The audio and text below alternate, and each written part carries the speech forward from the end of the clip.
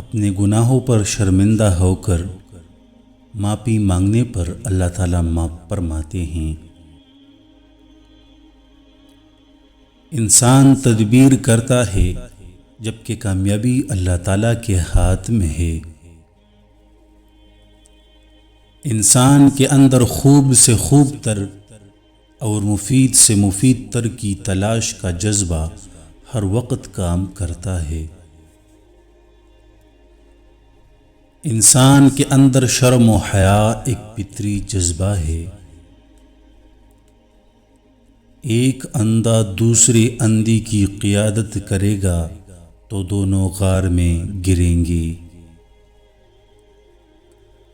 آنکھ والا وہ ہے جو اپنے آپ کو دیکھے۔ بیٹا، کسی کو اللہ تعالیٰ کا شریک نہ ٹھہرانا۔ جفاکشی اور محنت سے انسان محتاجی سے آزاد رہتا ہے۔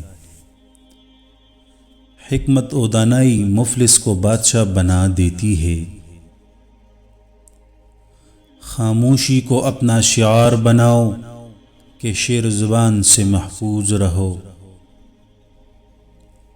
دنیا کے حوادث و مصائب انسان کی آزمائش کے مواقع ہیں۔